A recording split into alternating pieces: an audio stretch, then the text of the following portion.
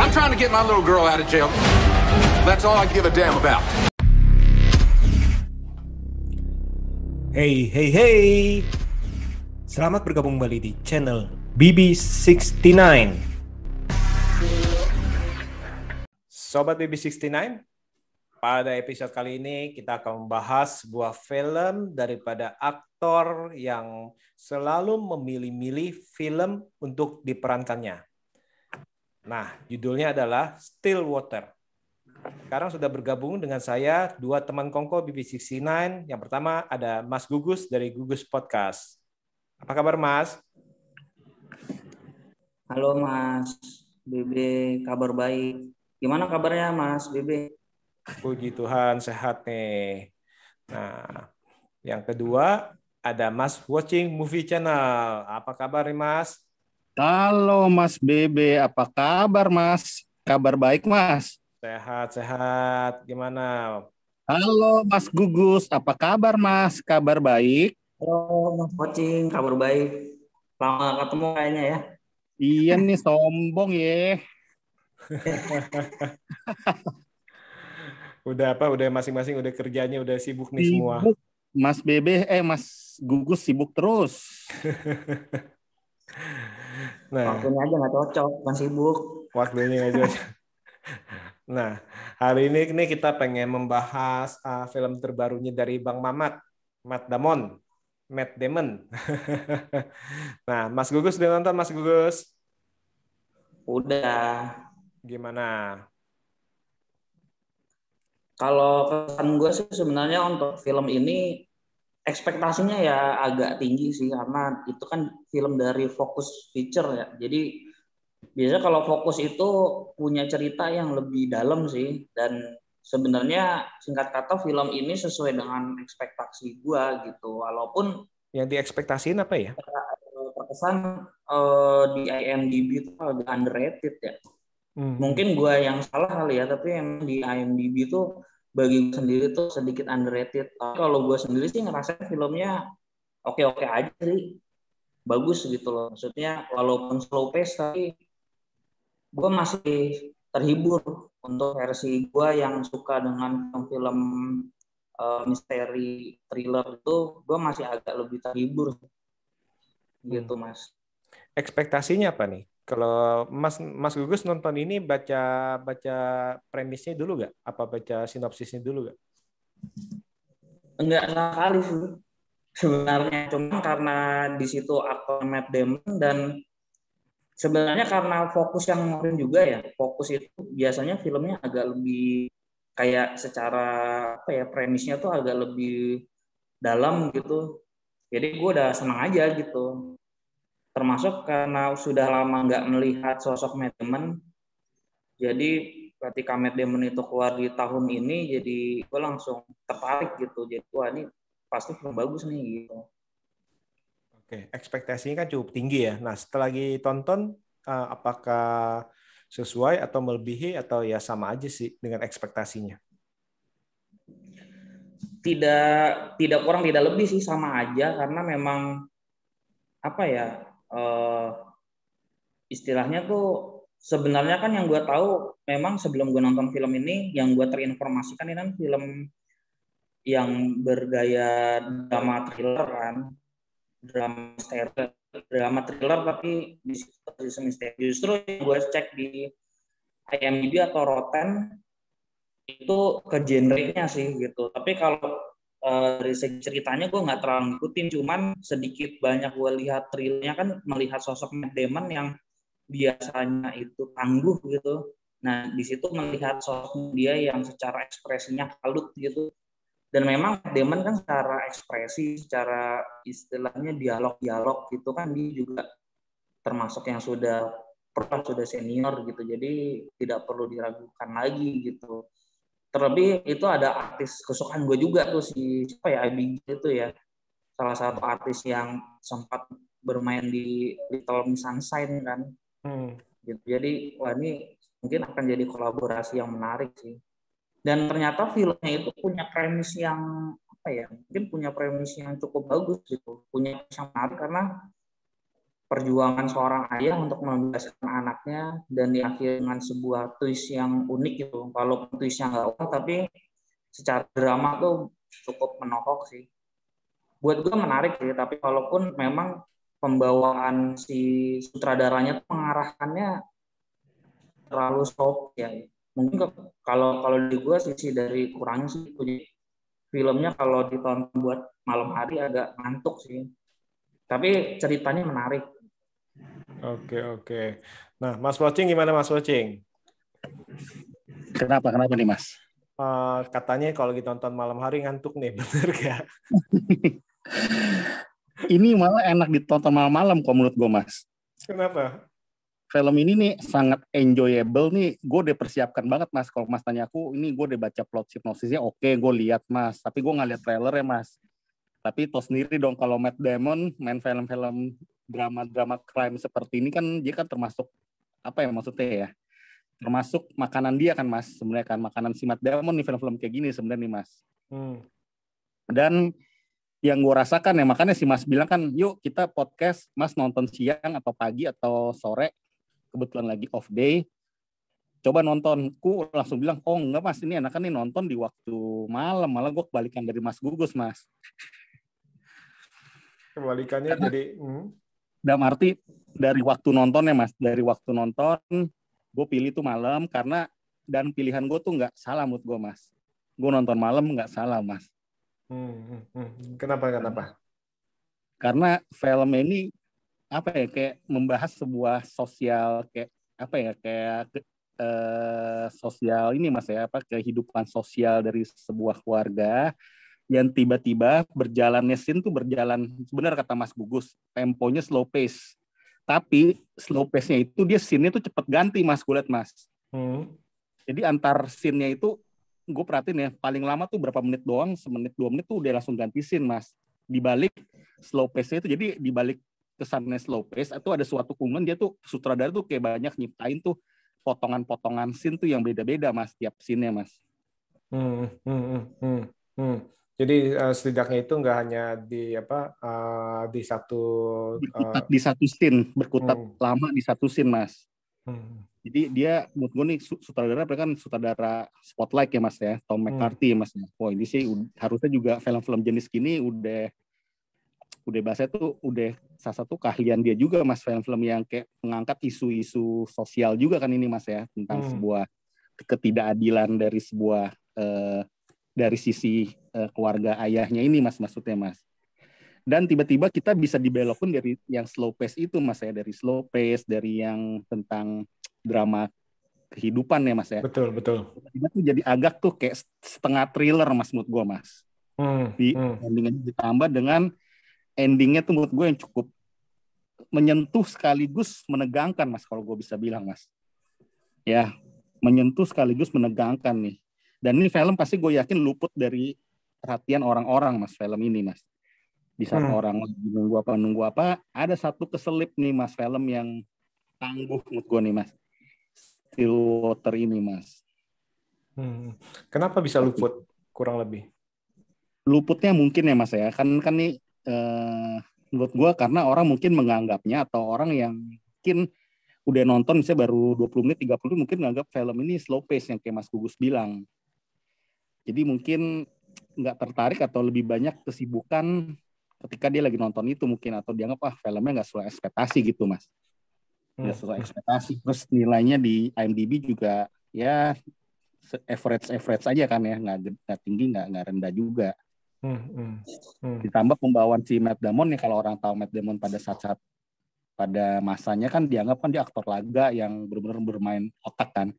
Di sini kan benar kata Mas Gugus, di sini dia seperti orang yang kayak rapuh di balik ketegarannya sebagai seorang ayah, dia tuh kayak rapuh Mas, kayak rapuh.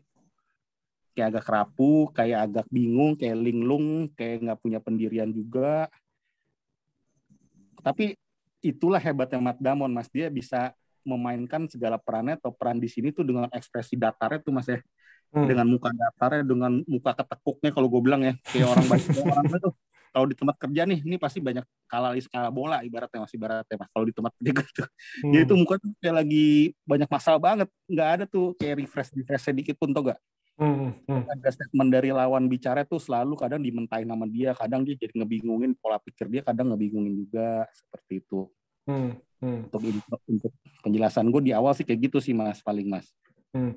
Nah tadi Mas Gugus kan juga ngomong bahwa film ini merupakan salah satu film underrated ya. Kalau dalam arti kalau melihat dari bagi Mas Gugus ini film ini underrated banget nih kalau diberikan nilai segitu oleh IMDb. Kenapa nih berpikiran seperti itu? Kenapa Mas Gugus bilang film ini underrated? Apakah ada kelebihan-kelebihan yang harusnya lebih dihargai apa gimana Mas? Oke, kenapa gue bilang underrated? Karena kalau dilihat di IMDb itu kan skornya 6,6 ya. Kalau saat gue nonton sebenarnya masih 6,8 tapi entah kenapa 6,6. Padahal menurut gue sih untuk skor 7 bahkan 7,8 gitu ya, itu menurut gue masih oke sih. Kenapa gue bilang, apa sih yang menarik dari film ini? Pertama, sebenarnya untuk cerita gitu, maksudnya benar-benar dari alur ceritanya itu dia detail, bagus gitu. Ya kita bisa lihat di film Spotlight aja juga bagus kan si sutradaranya itu. Jadi ketika film Stillwater ini juga menurut gue secara konten ceritanya tuh, secara alur ceritanya bagus, konten ceritanya juga bagus. Dan di situ dia menabrakkan dua istilahnya culture yang berbeda tuh, itu juga hal yang menarik tuh. Culture di Prancis dan culture di Oklahoma kan di situ. Apalagi di situ diperlihatkan sosok si Matt Damon yang itu rapuh, benar-benar terlihat sangat keluar dari ciri khasnya Matt Damon seperti biasa gitu. Jadi di situ gue melihat integritas sosok Matt Damon ketika dia memerankan aktor atau peran yang bukan gayanya dia gitu. Dan kita bisa melihat di salah satu, gue lupa di festival mana tuh, bahkan film ini dapat standing ovation sampai 5 menit oleh para ketika premier ya. Gue lupa di festival mana, bahkan penonton aja tuh sampai standing ovation loh. Berarti kan bagus tuh film kan. Gitu. Jadi menurut gue film ini harusnya bisa dihargai lebih lah. Tapi entah kenapa gue nggak ngerti ya, di tahun 2021 itu banyak film-film yang tipikalnya misteri, thriller yang sedikit banyak tuh underrated di IMDb gitu. Contohnya film Backup yang dapat cuma nilai 5 atau The Little Thing yang cuma dapat sekian mendekati 5 tuh. Padahal menurut gue untuk skor 7 aja masih layak tuh film-film itu. Nggak ngerti deh kenapa gitu ya. Apa udah bosen kali? Dari temanya itu diulang-ulang terus apa gimana? Tapi menurut gua masih fresh sih. Tapi nggak tahu, mungkin di sisi lain gue juga agak subjektif karena gue cinta film yang tipikalnya kayak Stillwater, kayak Backup, kayak itu sih tipikal yang bikin penasaran sampai akhir gitu. Nah, kalau Mas Watching sendiri setuju gak bahwa kalau misalkan Mas Gugus bilang ini film nih underrated banget nih, istilahnya kok? Yang gue bisa garis bawahi adalah sebagai salah satu penggemar Matt Damon nih Mas ya. Adalah statement Mas Gugus yang bilang ini sesuatu yang berbeda nih dari penampilan Matt Damon sebelumnya Mas. Kalau gue agak kurang setuju sih Mas pendapatnya sih Mas. Gimana? Karena kalau kita perhatikan ya film-film yang seriusnya si Matt Damon nih Mas ya. Kayak contohnya film Promised Land, terus film Jason Bourne, kan kita perhatikan juga Jason Bourne tuh yang pertama kan dia juga serius kan Mas. Serius dan kayak orang kehilangan arah kan Mas. Terus film yang favorit gue We Walk a Zoo. Dia lagi kehilangan kayak keuangan keluarganya, terus sama film apalagi ya dia ya yang film-film seperti itu, Suburbicon itu juga karakternya tuh seperti ini Mas, seperti orang yang lagi banyak masalah gitu loh. Terus filmnya Saving Private Ryan kalau kita perhatikan dia juga karakternya seperti itu sebenarnya Mas, yang lebih pendiam, yang lebih kayak galau gitu. Iya galau betul. Jadi menurut gua lebih ke makanannya si karakter cast si ini sebenarnya Mas. The Martian pun kalau kita perhatikan juga karakternya seperti ini nih. The Martian kalau kita perhatikan. Jadi karakter tuh yang makanannya dengan dia tuh lebih cocok tuh si Matt Damon tuh film-film yang tanpa ekspresi gitu, maksudnya ekspresi tuh yang lebih datar-datar aja kan. Kadang-kadang kita lihat kan film dia yang serius kayak Dogma, terus Stuck in You ya gitu ya, ada kan. Terus film Behind the Candelabra kan dia lebih kayak lebih Ekspresif. agresif. Iya, agresif. Tapi kalau yang kayak gini sebenarnya gue lebih suka karakter dia yang kayak gini, Mas. Enak dilihat gitu. Untuk film drama, dia salah satu king ya Mas, menurut gue nih, film drama thriller atau drama crime, salah satu dengan ekspresi, dengan kemampuan si Matt Damon seperti ini ya, ngebawain karakter itu menurut gue tuh bagus banget, Mas. Bagus. Dan kalau gue dibilang underrated, artinya kan dianggap agak kecewa sama nilai dari khalayak umum yang maksudnya Mas Gugus gitu kan ya maksudnya Mas ya. Kalau di khalayak umum kan saya kurang, misalnya ya Mbak, ya misalnya Karena sosok aja. menurut gue nggak, kurang setuju juga gue statement sih, lebih ke arah ini paling Mas. Karena mungkin ya orang-orang nih menganggap seperti tadi gue bilang di awal Mas, menganggap film ini mungkin terkesan terlalu drama Mas, menurut gue Mas. Temponya terlalu slow pace Mas. Jadi belum terjamah aja kalau menurut gue Mas. Dan ini orang-orang emang segmented Mas, menurut gue film Stillwater ini film-film orang yang segmented Mas. Orang yang suka karakter kayak gue nih, gue suka film seperti ini, itu baru bisa suka Mas. Tapi kalau film-film, kalau orang-orang yang zaman sekarang mungkin nih yang maunya tuh big book atau temponya cepat, yang cepat kayak nggak banyak terlalu dialog-dialog seperti itu, pasti kurang gitu cocok Mas menurut gue Mas. Jadi dia bikin ini kok hipnosisnya kayak thriller sih, tapi ternyata lebih mengangkat isu sosial di awal gitu loh. Seperti itu sih Mas. Jadi kalau menurut gue kurang pas, dan juga standing ovation yang di Cannes Festival ya Mas ya. Di Cannes Festival itu memang katanya tuh penonton tuh memang sangat terharu atau seneng tuh chemistry dia karena sama si itu Mas, anak kecil itu Mas. Karena waktu di video klipnya tuh ditampilkan di sana ya, waktu dia lagi anak kecil tuh ditekan sama polisi, tapi dia bisa, anak kecil tuh bisa nggak jawab apa, dan si Matt Damon cuma duduk aja tuh Mas, duduk di sofa tuh Mas, nggak, ya udah siap ini Mas, udah pasrah. Tapi gimana tuh dia ekspresinya tuh, anaknya tuh bisa ngebantu dia, dan dia juga bisa tahan emosi, dia juga nggak bilang sudah gue salah, nggak gitu juga sih Matt Damon. Jadi menurut gue tuh standing ovation untuk hal tersebut, dengan chemistry yang didapatkan dengan ekspresi anak kecilnya, itu memang layak Mas dapat standing ovation. Gue juga pasti dapat, kalau gue di sana gue juga pasti kasih standing ovation Mas. 10 menit. Oh, gue 10 menit. 10 menit. Kalau Mas Gugus berapa menit Mas Gugus? Gue 10 menit Mas. 10 menit. Mas Gugus berapa menit? Kalau gue orang banyak gue lah. Kalau 5 menit, 5 menit aja, ngapain gue berdiri-dirian? Capek. Ibarat. Kalau Iya. Ini kan kalau kita ngomongin soal tadi itu anak kecilnya segala macam, Matt Damon, ini kan kita berbicara mengenai para pemerannya nih, berarti para pemerannya baik itu dari pemeran si Matt Damon-nya, terus habis itu ada Abigail Breslin, terus ada Camille Cottin-nya yang jadi istilahnya virgin ya. Terus habis itu sama anaknya ini, namanya ini, aduh kalau salah baca mohon maaf ya, si Lilo Xiao Faut ya kalau nggak salah, yang bermain sebagai Maya ya. Nah itu kan kalau menurut kalian ini aktor dan aktris yang bermain di sini ini gimana nih? Kalau Mas Gugus gimana? Kalau yang aktor dan aktris itu bermain sangat bagus, luar biasa sekali gitu. Bahkan di situ yang menariknya adalah adanya penabrakan kebiasaan, itu yang gue suka sih. Halo? Iya, gimana? Kedengeran? Oke.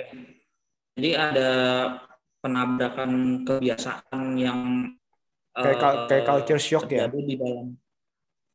Iya, jadi katakan semacam culture shock yang di situ bahkan dimasukkan dalam istilahnya proses investigasi Damon itu. Jadi menurut gue tuh bagus banget tuh. Itu ada perbedaan bahasa, ada perbedaan karakter, dan di situ semua berdinamika di dalam satu layar film gitu. Dan di situ ada kehangatan, istilahnya kayak cinta kasih, di situ ada semacam timbal balik, misalkan si Mayanya yang sama Matt Damon, si sosoknya Matt Damon juga suka sama Maya. Dan hingga akhirnya itu ada chemistry, itu menurut gue juga satu hal yang banget sih. Termasuk si ibunya Maya itu siapa namanya? Si Virgin.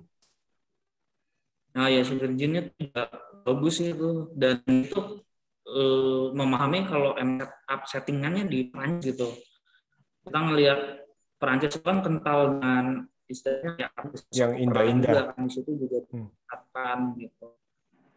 Yang gue menarik lagi sih setup ininya ya, setup kayak kota-kotanya gitu, setupnya juga diperlihatkan secara jujur gitu, nggak diindah-indahin gitu. Tapi ya benar, kalau di situ ada mural, di situ ada mungkin bangunan yang kurang bagus dari kamera, tapi menyatu indah aja gitu. Nah itu juga bagus banget sih gitu.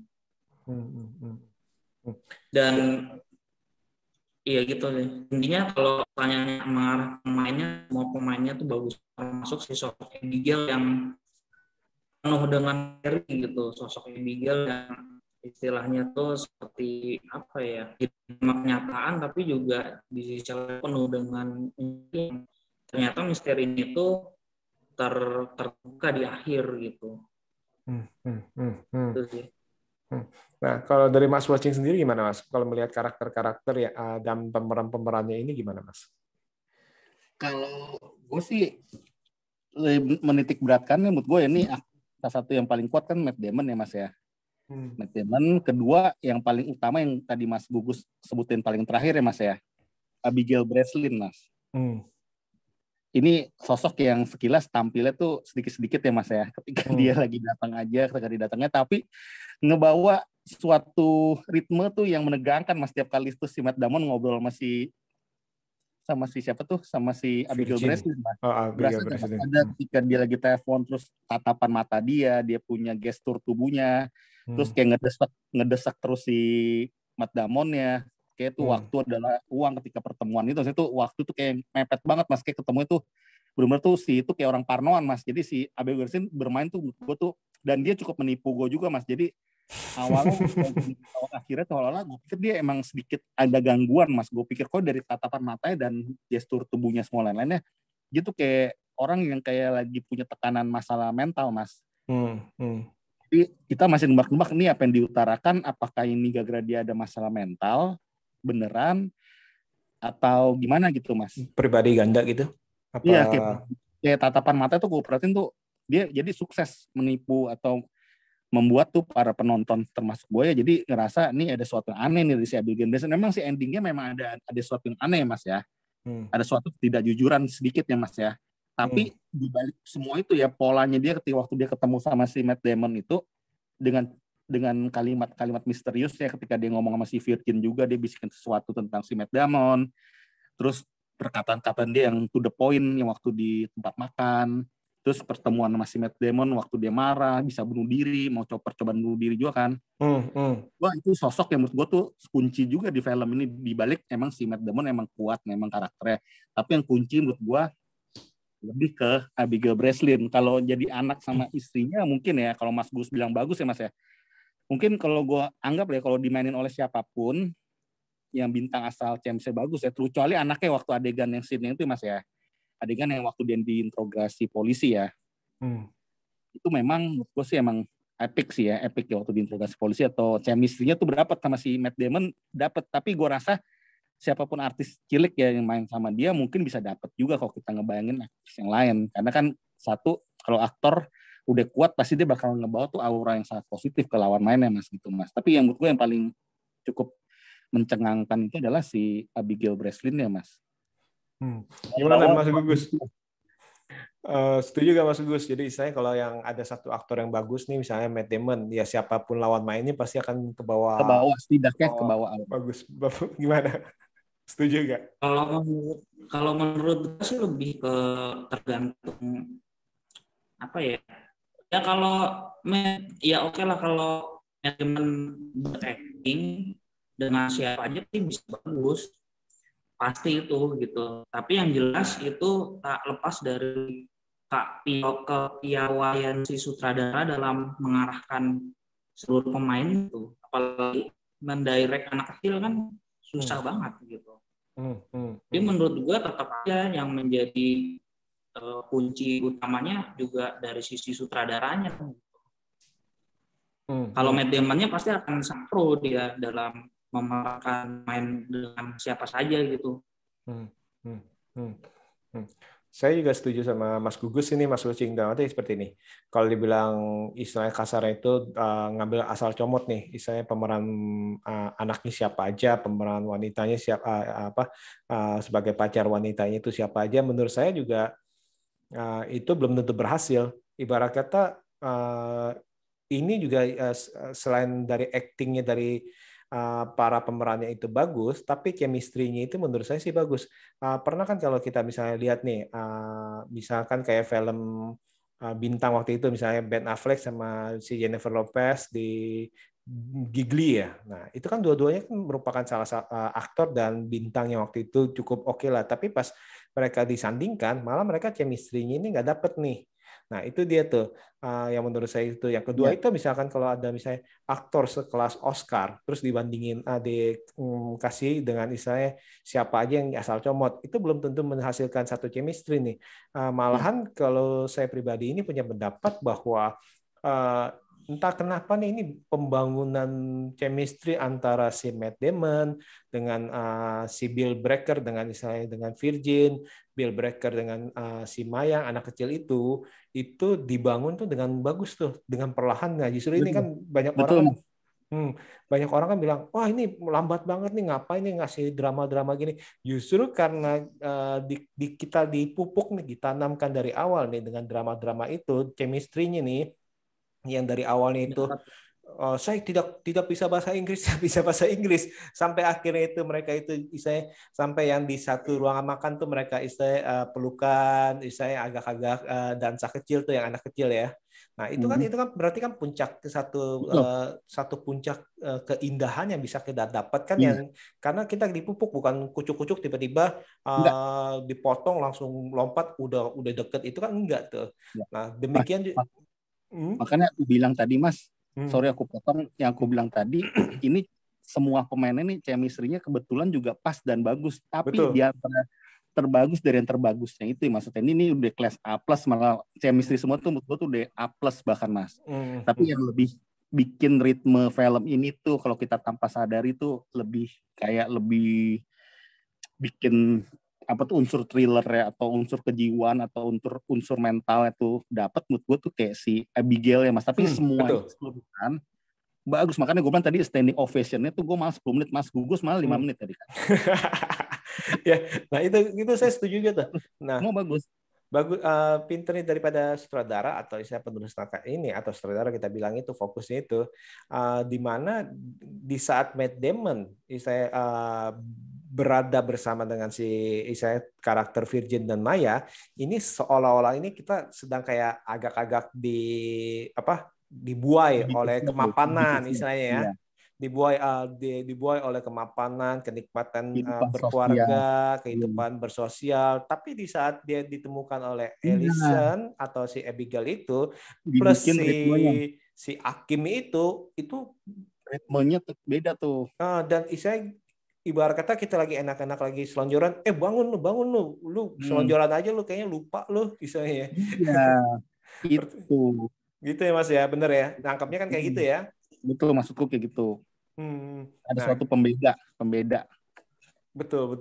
Nah, tapi memang sih Tom McCarthy itu si sutradaranya itu memang bagus banget dalam mengembangkan emosi dan setiap karakter. Di filmnya Spotlight kan juga karakter yang dikembangkan kan banyak tuh, intinya nggak cuma si Hulk doang, nggak cuma Valo doang, tapi benar-benar banyak banget dan semuanya tuh berkembang dengan baik gitu. Jadi udah ciri khas daripada si sutradaranya ya, mengeksekusinya seperti itu sih. Nah, kalau untuk jalinan ceritanya gimana Mas? Dalam arti kan tadi itu kan ada beberapa review yang bilang ini mah terlalu lambat nih, terus habis itu kenapa nggak tutup poin? Nah, menurut Mas itu porsinya itu sebenarnya udah pas atau misalnya emang ya harusnya itu banyak yang dibuang atau gimana? Mas Gugus? Ya kalau kita maksudnya menikmati emosi-emosi dari pemainnya, gue pikir lebih sih. Kalau slow pace-nya memang slow pace film ini gitu. Jadi ada dua power cerita gitu tentang kehangatan dan tentang kedinginan gitu loh. Di situ tuh yang mungkin orang rasanya kok jadi banyak yang dijilin gitu ya. Tapi buat kita sih nggak apa-apa sih. Toh juga film ini punya benang merah yang membuat setiap scene-nya itu berharga gitu. Karena toh juga kan si Virgin itu juga yang membantu si Bill ya. Si Bill-nya tuh menemukan si Akim kan. Jadi kan sebenarnya itu masih sangat kuat benang merahnya gitu. Jadi perlu dibuang sih menurut gue. Kalau Mas Wocing gimana Mas Wocing? Apakah satu keseluruhan film ini sudah pas atau saya harusnya ini ada bagian ini dibuang, bagian itu dibuang, bagian ini ditambah? Menurut gue sih ini sekali lagi ini kata genre yang bukan untuk semua orang, Mas. Genre bukan untuk semua orang dan untuk tipe karakter mungkin seperti gue ini cocok banget, Mas. Gue suka, Mas. Adegan-adegannya tuh dirangkai dengan sangat tepat, slow pace, namun scene-nya tuh cepet gitu loh. Slow pace-nya scene-nya tadi cepet, Mas. Ganti scene-nya tuh cepet. Sequence-nya tuh cepet. Jadi menurut gue sih malah gue nggak masukin kategorinya ini sebagai slow pace, Mas, bagi gue, Mas. Ini adalah sebuah alur cerita tuh yang sangat indah menurut gue, Mas. Alur cerita tuh yang sangat indah, yang kita tuh nonton tuh, inilah film drama sesungguhnya nih seperti ini, Mas. Drama berkualitas menurut gue, Mas. Lebih ke drama sih menurut gue sih. Drama yang berkualitas, Mas, ini, Mas. Dengan acting para pemainnya, penyutradaraan, sinematografernya juga oke, sinematografinya juga oke, semuanya pas ya. Layarnya, lagu-lagunya juga, latarnya, background musiknya juga tuh menurut gue tuh pas juga tuh di beberapa adegan menurut gue tuh pas tuh, Mas. Indah, ini film indah. Kekelaman dalam sebuah kehangatan, bener sih, kekelaman dalam sebuah kehangatan, Mas. Di satu sisi kita ngeliat tuh suatu budaya yang mungkin kita jarang-jarang tuh menonton di sebuah film drama, Mas, drama serius, Mas. Ya tuh ketika seorang cowoknya juga bingung kan nih hubungannya masih cewek gimana nih, dia tinggal di sana dibantu dia, tapi dia tuh ceweknya juga punya pacar kan, ceweknya sempat punya pacar kan. Jadi gue bisa kebayang ini apa ya, maksudnya tuh ritme keluarganya nih, Mas ya, konflik-konflik atau kejadian yang ada di rumah tersebut tuh biarkan mengalir seperti judulnya, Mas, Still Water, Mas. Itu cocok sama semua adegannya, Mas. Still water kan kalau kita Indonesia kan artinya kan ya tetap mengalir aja gitu, kayak air gitu loh. Air yang tenang sih. Air yang tenang, tapi ya itu yang terjadi sampai ending-endingnya tuh kalau kita hubungkan sama judul Still Water tuh cocok banget, Mas. Jadi apapun yang terjadi ya dia adalah tetap seorang ayah misalkan. Apa yang terjadi ya dia mungkin pernah membohongi gue. Apa yang terjadi dia adalah seorang pembunuh, tapi biarkan air itu mengalir dan kita harus bisa mengambil hikmahnya dari segala suatu kejadian itu, Mas, gitu, Mas. Banyak connected-nya nih, Mas, sama judulnya menurut gue, Mas. Kalau ditelaah dari segi psikologisnya gimana nih, Mas Wocing? Apanya nih? Dari sisi apa? Dari segi di film ini. Oh, psikologisnya banyak banget nih yang bisa diambil, Mas, menurut gue, Mas. Ini adalah sebuah pahit manisnya kehidupan ya, Mas. Mungkin lebih banyak pahitnya mungkin ya, Mas. Di dalam cerita ini kita tuh kayak diajarkan dalam sebuah kehidupan tuh banyak pahit manis ya memang, Mas. Dalam suatu hubungan tuh nggak semua tuh sesuai dengan apa yang kita harapkan. Banyak jalan terjal yang akan kita hadapi di kemudian hari atau kita sudah hadapi tapi terjadi lagi, di mana kita juga pekerjaannya pun kan dia belum settle banget, Mas. Pekerjaan si Matt Damon kan nggak settle. Dia cari kerja tuh di Prancis loh. Cari kerja di Prancis, numpang di rumah orang. Anak kayak gini, butuh banyak uang, butuh banyak yakinin ke pengacaranya. Terus pengacara gimana yakinin ke publik atau ke hakim-hakimnya kan, federal kan. Jadi menurut gue ini adalah konten psikologis adalah nih sebuah ironi, Mas. Ironi yang terjadi di masyarakat yang tanpa kita sadari. Bentuknya mungkin ini pembunuhan ya, Mas ya, kasus pembunuhan, tapi setiap Jadi yang gue bisa ambil adalah ini adalah sebuah masalah sosial, kehidupan sosial yang mungkin atau pasti terjadi dalam setiap manusia, Mas. Dan itu kita harus hadapi, dan gimana kita cara itu melewatinya dan mengambil sebuah hikmah dari sebuah kejadian tersebut, Mas. Itu sih intinya sih. Nah, setuju gak Mas Gugus dengan poin-poin Saya yang ya setuju dengan point of view-nya dari Mas Pocing ya, bahwa ya ini kan satu slice of life dari kehidupan orang ya. Jadi memang di situ ada hal real. Tapi kalau gua ngelihat dari sisi psikologis itu sebenarnya ada pelajaran yang bagus tuh tentang proses tentang orang yang menutupi sesuatu yang besar gitu. Ekspresinya tuh bener gitu, maksudnya di salah satu tokohnya kan, bagaimana orang menutupi satu kebohongan besar, kemudian orang itu di sisi lain tuh juga menyesal dengan apa yang dia perbuat gitu. Jadi seakan-akan kayak proses orang yang menutupi itu kayak menutupi sesuatu kan, kebohongan tuh pada akhirnya terungkap juga kan gitu kan, mau ditutupi seperti apapun gitu. Dan uniknya itu agak relate tuh kalau melihat psikologisnya, relate dengan beberapa kejadian di Indonesia tuh. Endingnya tuh kayak mereka menggunakan agama gitu. Kan ada satu poin di mana si Bigelnya kan ngomong dengan agama kan. gitu. Berusaha sekarang ini udah berusaha menenangkan diri segala macam itu ya, untuk direlatekan seperti itu ya. Saatnya menerima gitu.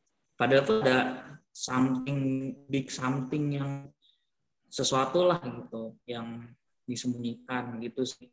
Itu tuh hal-hal mungkin bisa jadi di psikologi tentang, mungkin kalau ada kriminolog atau mungkin psikolog gitu ingin mengungkapkan sesuatu dan menginvestigasi sesuatu tuh ada satu proses pembelajaran sih di situ.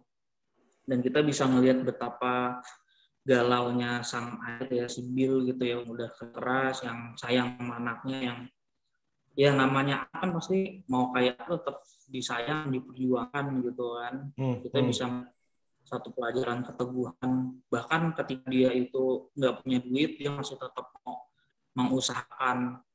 Dan yang memang laki-laki itu kan terkadang itu mau muda bahkan sangat tua sekalipun, laki-laki itu memang punya power, memang punya ambisi, tapi kadang-kadang dia juga melakukan sesuatu yang agak bodoh gitu loh, yang malah si Abigail kan sempat benci kan sampai 4 bulan ketemu kan, gitu kan.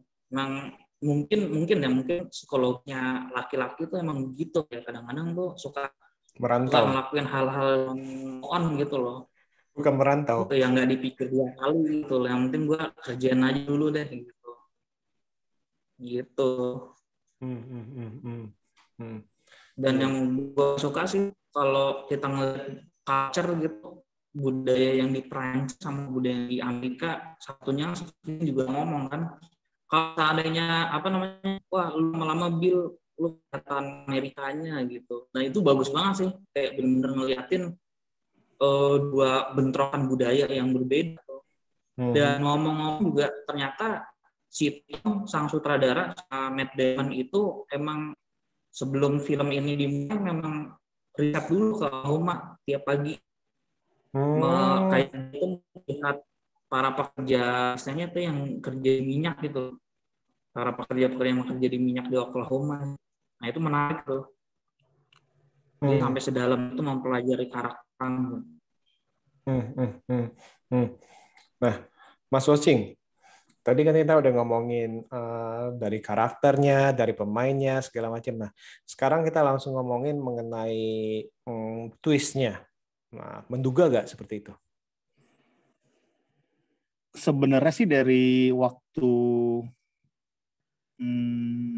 dia sebut Kim, tapi dengan penjelasan hanya di kertas tuh, Mas ya. Ada seorang Arab putih tinggi atau apa, dari cara dia ngomong di kertas, dan ketika pertemuan selanjutnya dia kayak tidak mendetail secara rinci ya. kronologis dia Mas ya. Menurut gue memang ada sesuatu yang disembunyikan Mas. Gue menduga itu ada sesuatu yang disembunyikan.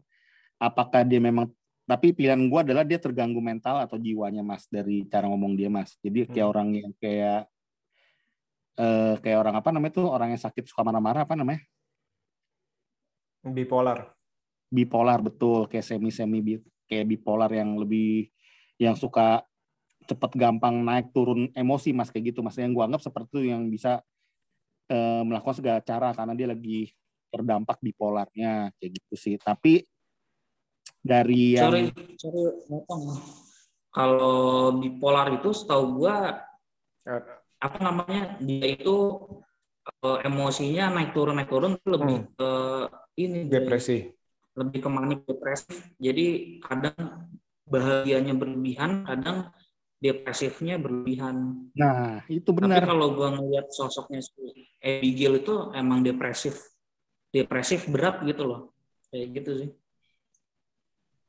Kalau kita lihat scene-nya Mas ya, kalau kita lihat scene yang di awal ya, ketika dia bertemu kasih cari kertas.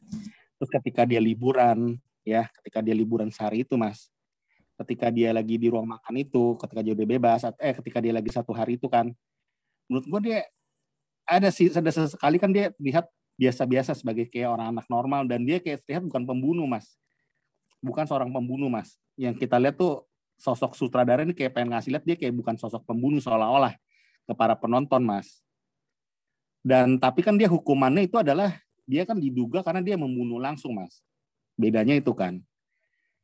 Dia kan dihukum 10 tahun kan karena dia kan diduga yang membunuh langsung kan Mas. Yang langsung membunuh pacarnya ini nih. Nah tapi ketika kita tampilan di layar, ya makanya gue bilang dia seperti orang bipolar ya, kadang tuh sangat depres, kadang tuh ketika dia marah terutama nih Mas, ketika dia marah dia sampai, satu contohnya Mas, dia percobaan gantung diri, terus ketika ayahnya bilang kenapa nggak ditangkap, dia langsung emosi banget tuh, gebrak langsung manggil itu, udah gue gak mau kenal lu bla bla bla gitu kan. Itu gue nggak salah dong bilang bipolar dong Mas ya, ada sisi bipolar ya. Nah, karena apa twistnya Mas, saya kan twistnya Mas ya, twistnya sih menurut gue kita tuh tetap, itu menurut gue tetap yang jenius Mas, karena kita menduga-duga itu walaupun dia emang pembunuhnya atau gimana, tapi kita nggak nyangka tuh sampai detail-detailnya, kayak misalnya kalungnya, dia ceritain tuh si Kim tentang kalungnya, terus akhirnya si Kim juga masih tanda tanya kan, ternyata udah dilepas dan kita nggak tahu dia ntar apa yang terjadi gitu sama kasusnya dia gitu Mas. Jadi masih banyak timbul pertanyaan sebenarnya Mas. Maksudnya tuh kalau kita explanation tuh film ini banyak ini Mas, belum di end sebenarnya Mas. Jadi tuh masih mengambang sebenarnya Mas. Di balik dia udah bebas, enak, hakim memutuskan dia tuh nggak bersalah. Tapi ingat loh, Kimnya tuh masih bebas loh Mas. Kimnya masih bebas dan dia tuh udah mengorbankan perasaan dia tuh sama si Virgin Mas. Karena dia lebih kayak milih anaknya, itu ada suatu pengorbanan yang harus dia pilih satu Mas istilahnya Mas, dalam suatu kehidupan Mas. Ya dia harus pilih, yaitu anaknya terpaksa, walaupun dia mencintai Virgin, dia mencintai si Maya, tapi dia akhirnya tuh mau nggak mau ada suatu pengorbanan Mas, jadi pengorbanan dari pengorbanan Mas istilahnya Mas. Pengorbanan dari pengorbanan. Sebuah pengorbanan dari sebuah pengorbanan, itu dia harus kehilangan semua, dia akan beresiko tuh bisa ketangkep, bisa akhirnya diputusin sama si Virgin, berpisah, diusir, terus anaknya juga belum tentu bebas. Terus si Kimnya bisa cari dia, siapa tahu atau gimana, atau malah ngejerumusin dia ke polisi, terus ngejerumusin si anaknya lagi. Banyak hal Mas. Jadi tapi secara keseluruhan endingnya sih menurut gue sih cukup cerdas dan cukup kasih pesan moral tuh menurut gue, atau pesan psikologis tuh yang cukup bagus ke penonton Mas. Meninggalkan tuh sebuah kesimpulan tuh yang bisa disimpulkan oleh para penonton Mas. Tapi arahnya memang dia tuh akhirnya tuh berkata jujur gitu Mas. Maksudnya tuh berkata jujur bahwa dia tuh seperti ini, dan akhirnya si Ayah tuh bisa menerima bahwa tuh emang, jadi tuh dia melihat tuh kayak dia jadi udah nggak bisa marah lagi Mas. Si Matt Damon juga dia berasa kan dia juga sebagai ayah kan gagal kan, kayak waktu muda kan dia meninggal dia, terus istrinya juga kabur kan, bercerai kan. Akhirnya itu semua tuh jadi impas bahasanya Mas. Jadi tuh ada win-win solution. Jadi ibaratnya tuh win-win solution. Jadi tuh tiap masa tuh emang harus Mas, kayak dirembukin, dan ya udah ketemu satu titik yang kita harus bisa terima semua orang, Mas. Gitu sih, Mas. Mau kita terima itu udah jalan terbaik dari yang terburuk gitu, Mas. Terbaik dari yang terburuk. Oke. Iya. Dari yang terburuk nih udah paling dari yang paling terburuk nih udah yang terbaik lah, istilah gitu. Oke. Nah, Mas Gugus, di salah satu scene terakhir itu kan sang anak tuh si Abigail itu kan berkata kepada Matt Damon bahwa apa sih yang terjadi sama kita nih? Dan nanti ibarat kata kok kita ini kayaknya kacau banget nih, lu sama gue, istilahnya. Apa karena istilahnya lu bapak gue kacau, gue sebagai anak lu kacau nih, maksudnya ibarat kata ini apa keturunan gitu. Nah kalau Mas Gugus ngeliat kata-kata itu apa gimana tuh, Mas? Meaningnya? Kalau meaningnya itu ya pada dasarnya manusia itu nggak bisa lain nih, menurut gue sih sesimpel itu. Pada dasarnya manusia nggak mau disalahin, makanya dia menggeneralisasi masalah yang dihadapi sendiri. Makanya dia bilang kan, kenapa keluarga kita kenapa sih? Masalahnya tuh pertanyaannya harusnya dia nggak menanyakan itu. Dia harusnya tuh dia menanyakan kenapa sih? Bukan keluarga gue kenapa sih? Nah itu gara-gara lu gitu sebenarnya. Semuanya tertuju kamu. Cuman karena supaya kamunya enggak, tapi manusiawi sih. Maksudnya ketika orang itu nggak mau terlalu salah tuh, makanya mengeneralisasi kenapa sih gini. Ibarat kata gini nih. Misal sesimpel contoh lain. Ibarat kata misalkan misalkan Gugus nih pemarah, terus Gugus bilang ya iyalah gue pemarah, bapak gue pemarah juga, maksudnya kan kayak gitu tuh, kayak misalnya kan kayak gini seolah-olah nih di dalam film ini seperti ini. Nah bener gak Mas Gugus kesannya? Ya misalkan sesimpel gini lah, misal nih ya, ini misal gue pemarah sama istri gue sendiri gitu, dan terjadi cekcok gitu kan, dan mungkin teman istri gue menilai gue kan udah selalu suami pemarah gitu, ya gue akan polarisasi gitu. Misalkan jadi gue melakukan ini karena ada yang salah nih di keluarga gue gitu, bokap gue mendidik gue pemarah, ini pemarah gitu. Mungkin kalau dirunut benar juga ada benernya, tapi kan untuk sebuah proses orang yang sudah dewasa dan memang jelas-jelas melakukan sebuah kesalahan, jangan mempolarisasi dong gitu. Tapi ya yang jadi center of problem diri lu sendiri gitu. Poinnya kan harusnya di situ kan. Tapi nama manusiawi pasti dia mempolarisasi sebuah masalah yang terlalu tajam ke dalam dirinya sendiri gitu. Makanya dia berkata, keluarga kita kenapa sih gitu. Faktanya ketika si Bill itu ketemu Maya dan ketemu Virgin kan bisa senyum gitu, bisa mendapatkan cinta gitu kan. Si Bill mah menurut gue ya dia manusia biasa aja gitu. Yang bermasalah ya lu gitu, si Abigail gitu loh. Menurut gue sih. Kalau saat Bill dia ketemu dengan tanda kutip keluarga baru, itu bukannya dia berusaha seolah-olah nih redemption-nya dia, Gus. Berarti dia ingin sewaktu si Bill bertemu sama Virgin dan bertemu dengan Maya, bukankah itu ibarat dia itu adalah usaha dia untuk redemption, di mana yang dulunya itu kesalahan terhadap keluarga terdahulunya itu si Ellison segala macam sama istrinya, itu dia berusaha untuk menebusnya dengan istilahnya tadi itu pola hidup, jadi pola hidup seperti itu.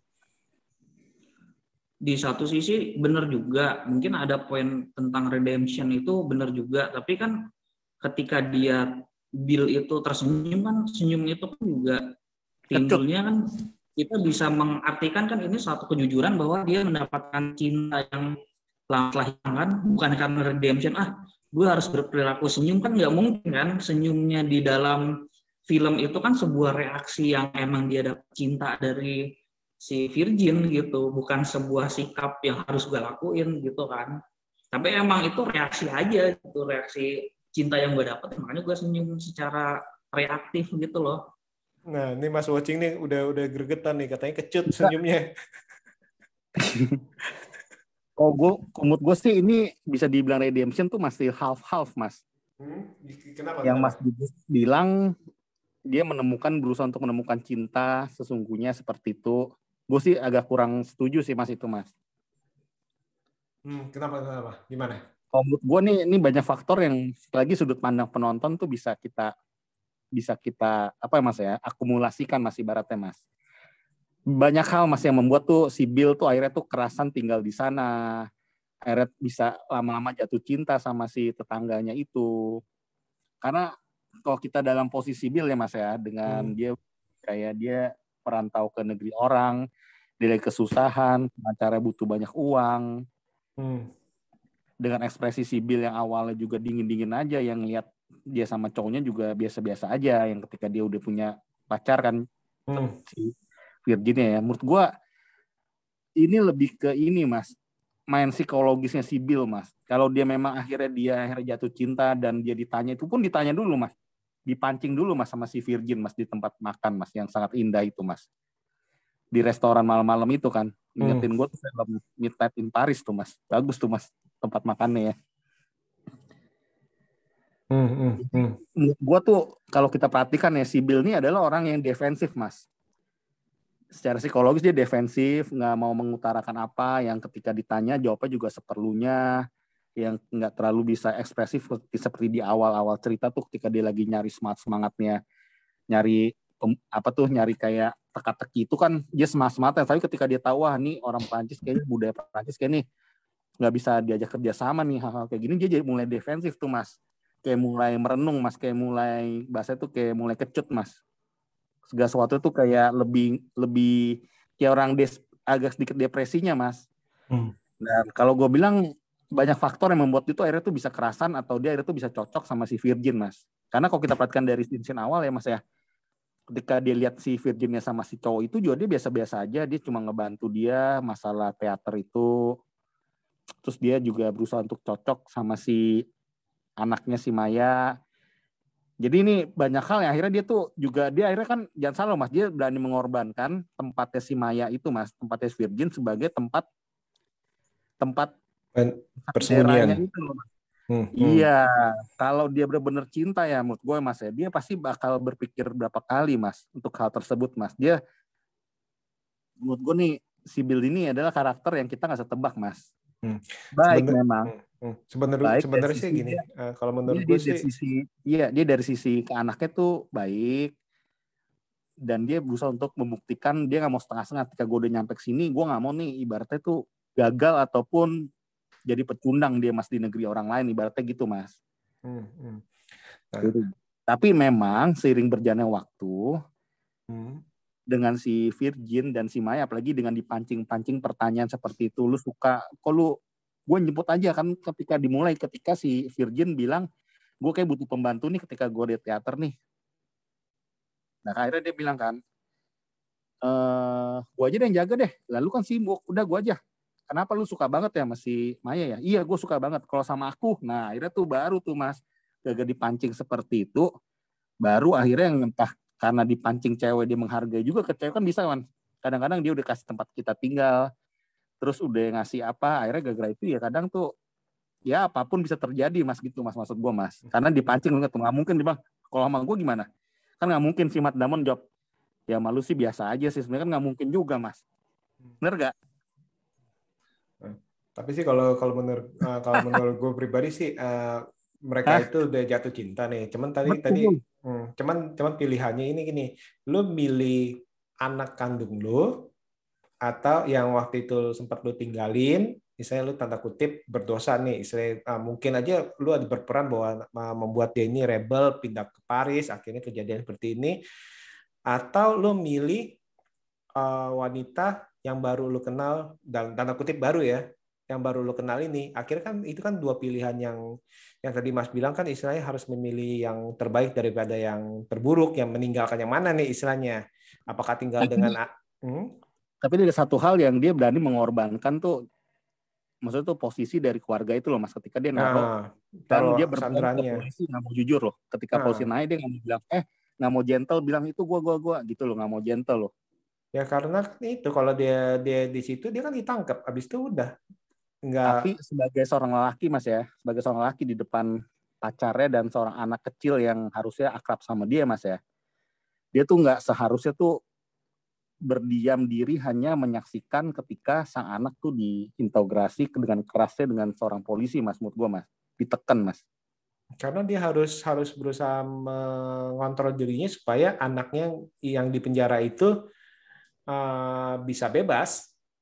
Iya betul. Kalau menurut tapi si Maya sama si Virgin dia berani mengorbankan di depan si Maya dan Virgin yang sudah baik banget ke mereka, udah baik banget ke dia, udah kasih tumpangan, udah cinta tulus seperti apa kan, maksudnya kurang apa gitu loh. Betul.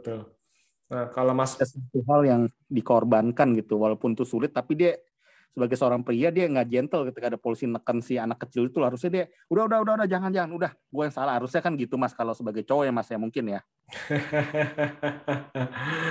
Aduh, kalau udah kejadian seperti itu kayaknya agak sulit juga nih Gus. Gimana Gus? Kalau misal iya sih, kalau kejadian yang dialami Bill kalau hanya untuk menjadi cowok gentle ini skenario jahat aja gitu, maksudnya on skenario curang aja sih kalau menurut gue sih gitu. Tapi semua yang terjadi di film ini menurut gue semuanya manusiawi kok, jadi bukan sesuatu yang dibuat-buat terlalu heroik atau terlalu rapuh, terlalu bucin gitu, nggak ada sih, semuanya berada di tengah gitu, berada di abu-abu, jadi kita bisa mempelajarinya dari sisi manusia normal aja gitu. Halo? Iya. Oke.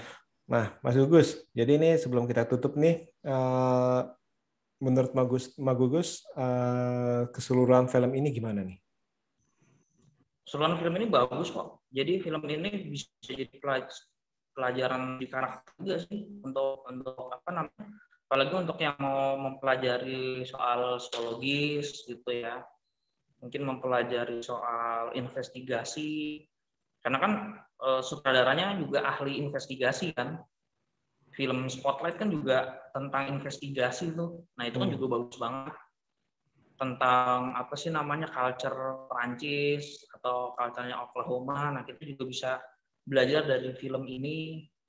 Dan yang bagusnya lagi sih menurut gue judul Stillwater itu karena menurut gue kenapa sutradara itu memberi nama sebuah kalung kan, endingnya kan itu sebuah kalung yang mana kalung itu yang menjadi sesuatu yang banyak didiskusikan setelah kita nonton film ini dari awal sampai akhir gitu.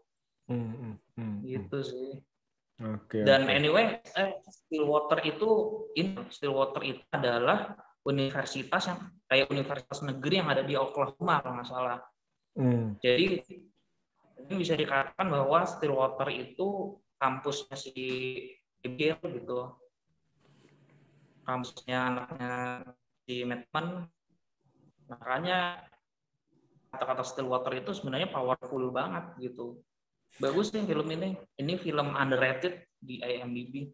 Ya memang pasti film seperti ini bersegmen ya, tapi tetap aja kalau kita ngelihat secara keseluruhan dan selera yang suka kita tonton, film ini akan jatuhnya underrated versi gua gitu, underrated versi yang karena gua suka nonton film kayak gini gitu. Nah, kalau Mas Watching gimana Mas Watching? Kalau menurut aku ini seperti tadi aku bilang ya Mas, ini judulnya Stillwater ini nih sangat related sama semua kejadian nih, yang kalau kita artikan Stillwater tuh artinya tuh air ya, tetaplah sebuah air Mas gitu Mas ya. Air adalah mengalir, air adalah sebuah air. Nah itu adalah related sama semua adegan di film ini Mas, yang kita bisa hubungkan ke sebuah psikologis, kehidupan keluarga, pahit manisnya sebuah hubungan anak dan ayah, pahit manisnya sebuah pekerjaan, pahit manisnya sebuah masalah dalam sebuah kehidupan. Dan Stillwater ini yang gue tangkap sih tadi bukan universitas sih Mas, itu lebih ke itu Mas ya, apa, tempat kerja pertambangan waktu dia di Amerika Mas, Stillwater ya Mas. nama kantor apa sih nama pertambangan yang dia kerja di awal tuh Mas di Amerika Mas di Oklahoma Mas.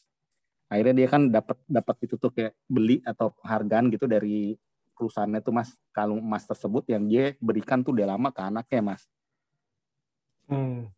Akhirnya malah dibikin anaknya jadi tempat itu ya. Maksudnya jadi buat ya bayarannya itu ya. Sebenarnya kalau Stillwater itu kan buat apa? Buat Stillwater itu sebenarnya kalau setahu gue itu dia itu kota ya. Jadi istilahnya dia kan kota di Oklahoma kalau nggak salah tuh. Jadi istilahnya dia nih si bapaknya ini mau pergi, istilahnya mau pergi, istilahnya mau ngasih sesuatu kenang-kenangan buat anaknya dan ini untuk mengingatkan istilahnya di mana lu berasal istilahnya Stillwater itu kalau nggak salah ya. Kalau yang gue tangkap tuh akhirnya itu dikasih, tapi ternyata itu menjadi jawaban dari sebuah misteri semuanya ini sih. Kalau menurut gue sih itu. Judulnya itu jadi justru mungkin kota asalnya kali ya mungkin ya. Jadi kalau gue tahu tadi tempat dia kerja di awal Mas memulai merintis karir ya Mas. Kalau yang gue tangkap sih. Tempat dia tinggal. Iya tempat dia tinggal dan dia bekerja Mas. Kan dia sempet tuh Stillwater tuh kan ada tuh waktu di awal-awal tuh waktu dia sama nenek tuh yang pakai oksigen itu kan ada sempat dibicarain tuh siapa yang manggil dia di mobil gue inget tuh lu masih kerja di Stillwater tuh apa gitu deh. Itu di kotanya sih. Jadi saya itu emang buat oleh-oleh kenang-kenangan buat anaknya. Ternyata saya sekilas kayak gitu. Itu jadi kunci dari semua film yang ada di film ini ya Mas ya. Ya ini ironi sih film yang ironi yang ku bilang nih Stillwater nih berhubungan sama semuanya pahit manisnya sebuah kehidupan Mas kalau disimpulkan Mas. Pahit manisnya kehidupan dan kita harus bisa terima.